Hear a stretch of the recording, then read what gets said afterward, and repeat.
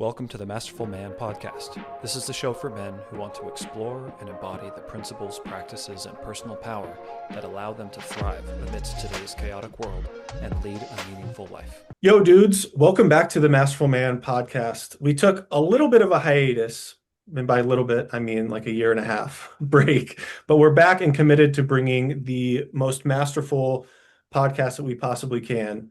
Over the past 5 years in our men's group, we have been helping men lock in. And you hear that all the time on Instagram and online, and you can't scroll for longer than 2 minutes without seeing, especially this time of year, got to lock in, you got to lock in, you got to do this, you got to do this. But what does it actually mean? So I'm here with Fabi and Nathaniel. My name's Adam, if you haven't tuned in before. Welcome. And so we're going to talk about what that means. And then over the next couple podcasts, we're going to give tangible advice on how to do that. So this isn't going to be an hour-long podcast on the full lock-in experience. We're going to actually talk about each individual piece over a long period of time so that we can give you just bite-sized, tangible things that you can go and implement into your life. So what does locking in actually mean? Because it is a little bit ambiguous and there's a lot of different ways that you can construe that. But for you, Nathaniel, how does one start to build the process of locking in? Because it's not just like, oh, I'm just going to go start doing something. I'm just going to implement this thing. It can, but for you, what does that actually mean? And how do you get started with that? Yeah, to me, I feel like locking in is a sort of natural response to the fact that for men these days and women too, life has become so distracting and so depleting and so disorienting that we need some sort of rally cry to allow us to just show up to the things you want to be showing up to in the ways you want to be showing up to them. Right. So locking in is almost this meme that's resulted from people realizing how duped we've gotten and that how easy it is to like waste time to just be online, even doing things you think are productive, doing research, watching the videos, getting into the stuff. That's all in a certain category of activity. But to be truly locked in, to me, makes me think of things like leverage. Like, are you actually getting the most out of what you're putting in? It's about clarity. Like, you actually know what you're working on, why you're working on it, where you want it to go, what that's going to look like. Locking in is almost the difference between amateur and pro. If anything, it is like a pro. If you, what is it? Stephen Pressfield's book, Turning Pro, is basically a book about locking in from like a mindset perspective. I think it should be treated as a skill, but also treated as like an identity, like knowing that. I think one of the most valuable things I've ever cultivated in myself is knowing that I can lock in, one that it's just an option, that you can like go into a beast mode and go even harder, but then getting good at that and knowing how to do it when you want, knowing how to do it when you really need to, and trusting that you can lean on it and rely on it as like a strategy in your life. Because we definitely don't want to be locked in all the time. That's called kind of being burnt out, going crazy, like burning the candle at both ends. But knowing how to truly focus, commit your energy. It's funny, even as I speak to it, saying locking in is the best way to say it. Like it's hard to translate it into these other words. But yeah, there's an element of focus. There's an element of energy management. There's even just an element of like putting your action put your money where your mouth is, right? Like put your action where your mind is. And it's a great excuse / permission slip for anybody who's like, man, I really want things to look different in my life. I need things to get to that next stage.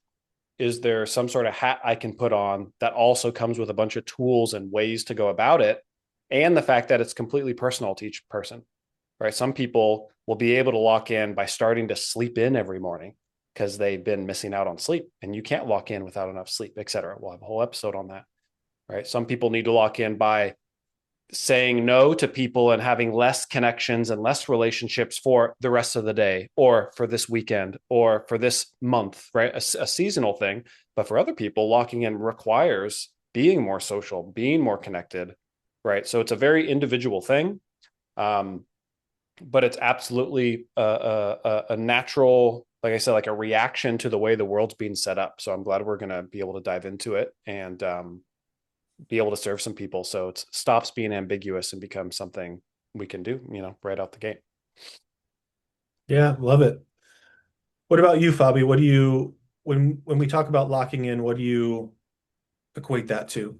Well, a few days ago or a week ago when we discussed doing a locking in series and having this first episode be our way of introducing it, I just go right where did my head go right away?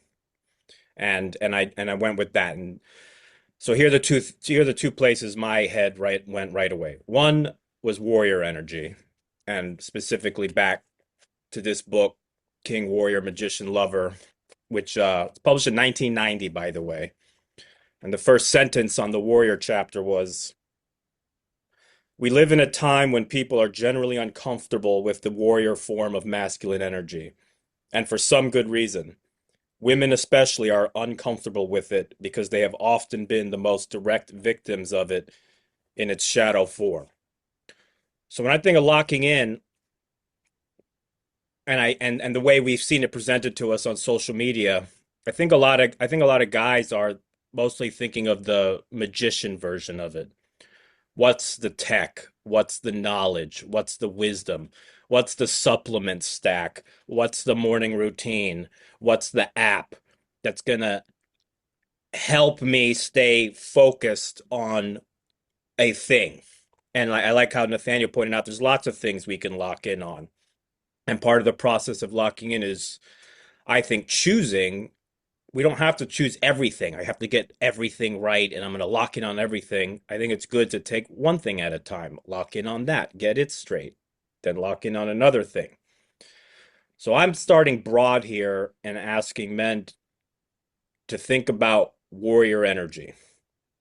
Before we get into the supplement stacks and the sleep protocols and everything that gets our physical energy right so that we just do have the physical energy to remain locked in. What does it even mean to be a warrior?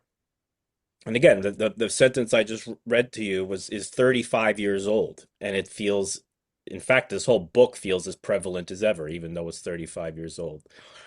Um, I love that. The warrior thing, when I think of warrior, I think of war or fighting, yeah, and locking in is a way to go to war with the, the settings of your life. If they're yes, showing like, oh, whoa, the money settings super, super low, or the friendship settings super, super low, it's like, great, you got to lock in on those things. yep, And knowing, and this might be a good little segue to kind of our point with this one. It's like knowing what's worth fighting for. Like why is fighting isn't necessarily fun. It's pretty risky. It's dangerous. You could exert a lot of energy in it, and there's a lot of collateral stuff going on. So knowing what's worth fighting for in your life is usually kind of the first initial step to locking in. Like what are you locking in about? Why are you locking into it? What's that going to do for you in your life? Do you feel like you can have almost like a compelling enough vision of what you want your life to look like that it pulls you out of bed and gets you to lock in? I think a lot of the time we are sold and again distracted by these visions and notions of the life we should want through social media and all this stuff. But the tricky part for a lot of guys is we will waste time and be fulfilled by the shadows on the wall, or the shadows in the cave become fulfilling enough, like watching cool shows about badass guys becoming millionaires and doing cool shit or whatever becomes like the fun thing for a broke guy to do at the end of the day, to feel like he's that guy, instead of kind of removing yourself from that whole contract already and locking into your own shit so you actually get it done yourself. yeah, So I hope that this episode can be almost like a line in the sand for guys who are ready to make that switch, where it's like, oh, instead of entertaining myself and pleasuring myself and satiating myself in all of these ways that have nothing to do with actually moving the needle on the stuff in my life, we're going to like make that switch where it actually becomes fun, almost gamified and rewarding to make progress on your own shit. Yes. And totally. And that's why I bring it up first, because there will be challenges. And as we get into this series, we're going to bring up again the tips, the way to gamify it, the way to structure it, the way to think about it, that eases it, makes it more of a clear, I don't want to say pleasant process, but make the process a clear adventure that you have chosen for yourself. And so it's clear to you, like, yeah, I'm not gonna bail out on this adventure. I'm clear I'm on an adventure. So when there are snags, you don't go, what do I do with the snag? What I'm saying is your identity as a warrior is clear. So that when things get hard, you go, oh, well, I'm just a warrior. I just have the energy. I've already made the commitment to myself to go through the snags and the tough times when they come up. Uh, Again, a big reason for the men's group in general, so that when you hit the snags, you're able to go to other men on their adventures and say, I've hit a snag in my own adventure. It's challenging me in these ways. And the other men who have presumably also committed to a healthy energy of a healthy lifestyle of warrior energy can say to you, no, we got you, we see you, you're on the right track, keep going. And often that can be enough. You don't really like need advice or tips. It's enough to be around other men on the path, which brings me to the other thought I had when we first posed doing this, which is honor. And I think the concept of honor is very simple, but a longer conversation. Um, like in that sentence I just read, he made the point that there's a shadow to the warrior side, and that the primary victims of that shadow have been women. And I think it's appropriate in whatever we men are locking in to do, we need to have a sensitivity to moving forward with honor, because it's time. It's time to stop letting the version of warrior that is literally war be the only or predominant vision of warrior energy. We need honor also points to how do we know we're even living up to a set of standards? How do we create a set of standards? Who are we surrounding ourselves with to validate our standards and let us know when we're good enough? Uh, I, we've already said a few times that we need to have a vision that's big enough or big enough wide to point for. What are we even locking in for? And so I'd like to suggest that even before we come up with a specific vision to lock in for, how about just locking into being a man of honor?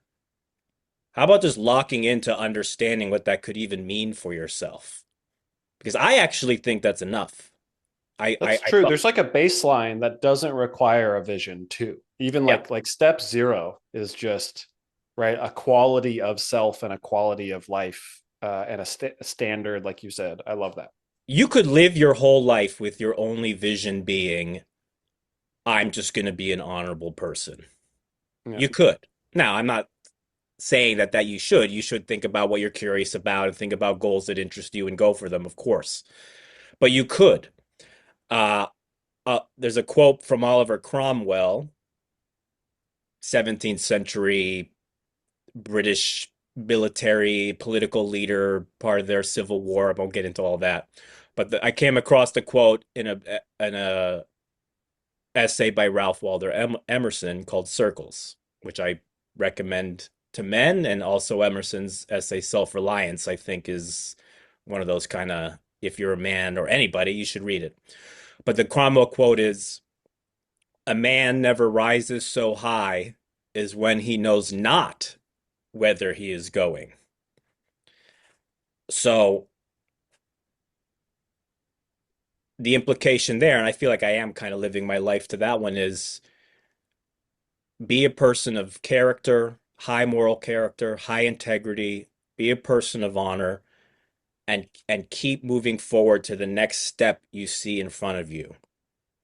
And you don't have to necessarily know the one big vision, one big goal you're going for, but if you keep taking the next step with honor and as a person of high character, as Cromwell's saying, and I believe you're going to end up ahead of where you even thought you might anyway. And that's why I'm saying, hey, as we lock in here, lock into doing things the right way. Lock Mhm. into being a person who says what they mean and then means what they say and then actually embodies it and demonstrates it in their actions. Lock in to figuring out what honor means. Lock into how you're going to create that code of honor for yourself and how you're going to put a community of people and in our context men around you that can actually hold you to that and validate you when you're doing it right. Lock into living a life you can be proud of first. You don't have to know where you're going. Love that. Yeah. Yeah, I love that because when we first started thinking about this, my thought of instantly went to vision versus like what's actually the foundation of the vision. And it's a decision to live a certain way first that builds up what could be called a vision for yourself. So originally I was going to give homework on vision and all of that stuff, but maybe the homework for today, if you're listening to this and you want a little bit of action steps, it's making that first decision to live an honorable life and what the parameters around that mean for you. I mean, I'm always. I mean, look, part of me is is going against the grain. Like when we first thought about doing this, I knew that usually the first place we start, and it's appropriate, is the vision. What am I locking in for? What do I want? Why do I want it? And I'm not denying that. You should be thinking about that as well. I think you guys know me. I'm the kind of like naturally always looking for paradox and looking to go against the grain and kind of disrupt it. So I let the vision, if you want to work on a vision and you know like what you want to do. I have a very close friend right now who started a pharmaceutical lab, and he has this beautiful vision of creating pharmaceuticals in an ethical way at a lower price. He is locked into it. And if you are that clear on like a mission you have on this earth, sure, go journal it out and get crystal clear that that's what you're fighting for. And what who do you get to be? What does going forward with honor mean to you?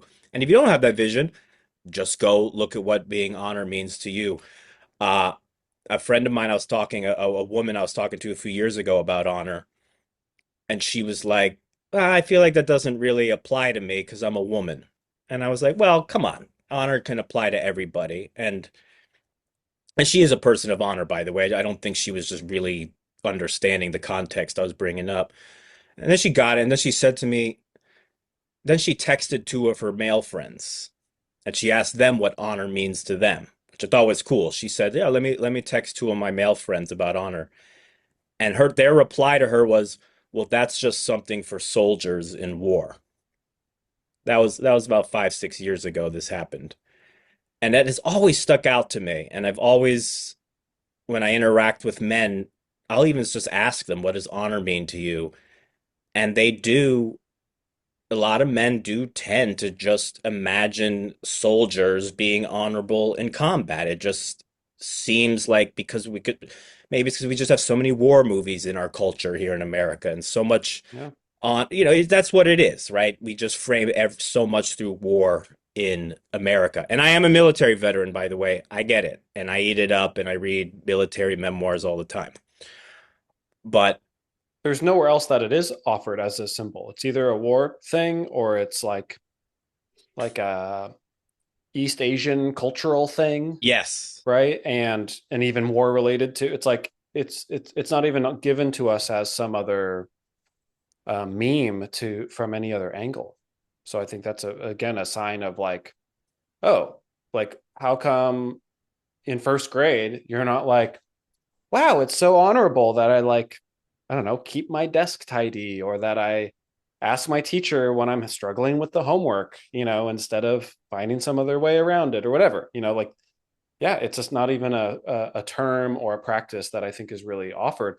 Maybe when you go to do karate or taekwondo or something, and you maybe get a little glimpse, but again, it's still coming from a premise, that means it's some exotic or add-on based on a context versus like not being a human. Part of being human on earth in this way, there's sort of this invitation to natural law, there's this invitation to morality, there's this invitation to ethics, and there's this invitation to honor. It's like a how you're conducting yourself, and then each person has their own version of why they're conducting themselves that way, which I think is a beautiful part of the process. Like what people choose to find beauty and goodness and truth and value in, that is worth then being honorable, because life definitely gives us lots of opportunity to not be that. It's almost the default in a lot of ways, that there is this sort of shadowy, sidestepping, inefficient, survival driven, reactive sort of thing that has a lot of dishonor, if you want to put it that way. I think maybe a lot of people too keep it in this meme because it can feel like a tall order somewhere, like, whoa, being honorable, that means I need to like do everything right. Isn't that already what I'm trying to do? But now there's this other layer on top where it's like, oh, I'm being dishonorable by not doing, and then, but maybe that is a healthy frame to put on. Right. There are a lot of, as you said, there are a lot of ways in our society to be rewarded for not being honorable. Mm-hmm. And Yep. and a lot. And it's a problem. And it's why I went right to warrior energy, because we as coaches and men's group facilitators exist to help individual men achieve their dreams and achieve their goals and get what they want. And to the extent that we're able to help facilitate for that to them, they pay us to help facilitate that for them. Cool. And we want them to do it the right way. There's a much bigger game here. There's a much bigger picture going on for humanity. And each of us here are plugged into it in our own way. I know, Nathan, you got a whole movie you're about to make about it. It's a big concept in there. So yeah, that I love this. that's where I went. And Adam was like, well, where do we take this? And go journal about it. What does honor mean to you? If you need to go talk to your friends, if you need to go just Google it, if you need to go talk to an AI about honor and that helps you figure it out, for God's sake, just email us. Just contact us and we'll talk to you about honor. I love that. I think you totally kind of one-upped our idea for this episode. I like it better. I think more vision stuff may end up finding a place in an episode that's more about the like productivity and the setup and the fractal mapping and whatever. So I think this is actually a really potent kind of like landing pad for the beginning of this process, because it is an art and a science. And to me, that means, right, there's kind of a left brain and a right brain way to approach it. And again, if you don't have an honorable, no one wants to unleash any of their brain on a foundation that's rocky.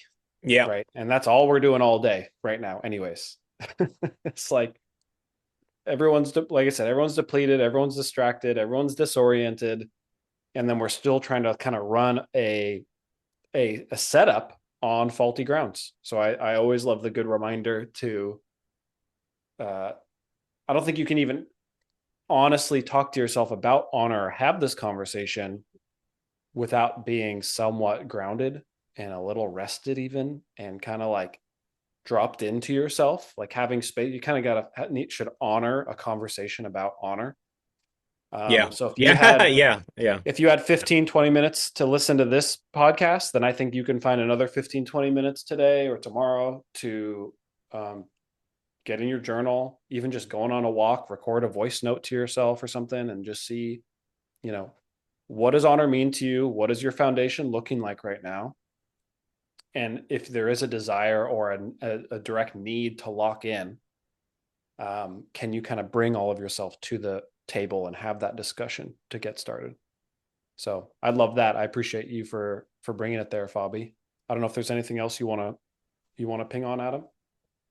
No, just that if you're vibing with what we're putting down, we have a men's group that meets every week. We've been doing it for the past 5 or 6 years now. on a weekly basis, helping guys define what they want to do with their lives and execute on that. And then if you want to join any of those calls or anything like that, masterfulman.com. We're also on Instagram. Just search us up and shoot us a DM or an email, and we'll give you more details. Till next time, peace. Stay locked in.